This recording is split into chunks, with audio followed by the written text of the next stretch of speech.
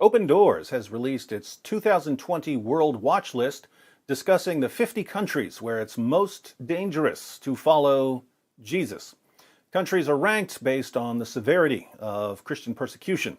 If you're a Christian in the US and you think you've got it bad because some atheists on Twitter keep babbling about how you need a sky daddy, think again. Open Doors reports. In 2020, persecution against Christians is on the rise, increasing at an alarming rate.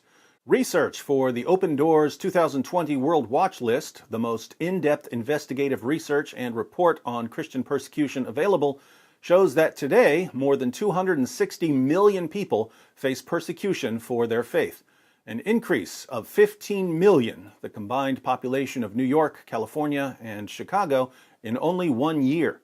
Every day, an average of 8 Christians were killed for their faith, and 23 Christians were raped or sexually harassed for faith-related reasons.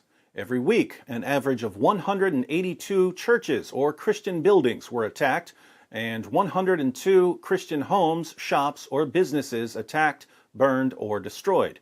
Every month, an average of 309 Christians were unjustly imprisoned for their faith.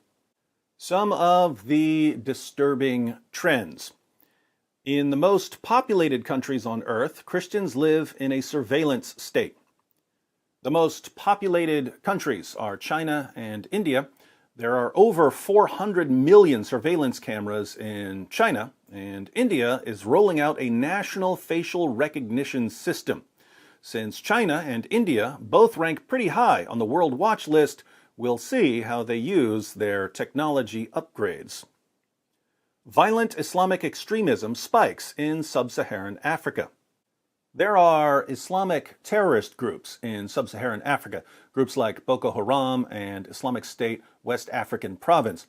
Life is especially difficult for Christians in areas where there's little government control. In those areas, killers and kidnappers and rapists can often do whatever they want to Christian families because there's no one to stop them. Militant Islam spreads violence and fear in Southeast and South Asia. We're all familiar with the Easter Sunday attacks in Sri Lanka, where more than 200 Christians were slaughtered in the name of Allah. It was surprising to hear about such a large-scale terrorist attack in a place like Sri Lanka, but Islam is on the move in Southeast and South Asia. Christianity is on the verge of disappearing in Iraq and Syria.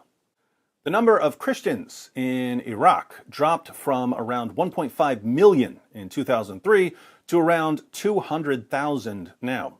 In Syria, there were around 2.2 million Christians before the Arab Spring. There are fewer than 750,000 now.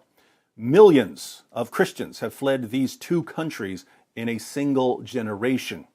If this continues, we may soon see, for the first time in nearly 2,000 years, no Christian presence in what are now Syria and Iraq.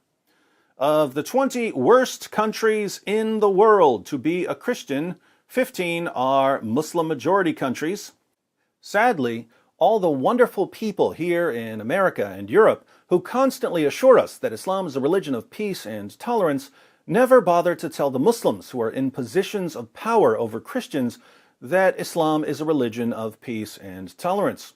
Maybe in 2020, these amazing American and European experts on all things Islamic will get the word to Muslims in Muslim-majority countries that they're not supposed to be killing, assaulting, imprisoning, torturing, raping, and oppressing the Christians in their areas.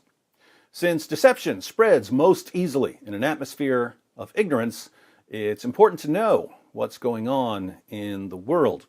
With this in mind, over the next 10 days, apart from any other videos I'll be posting, we'll take a closer look at the top 10 worst countries in the world to be a Christian, one country per day.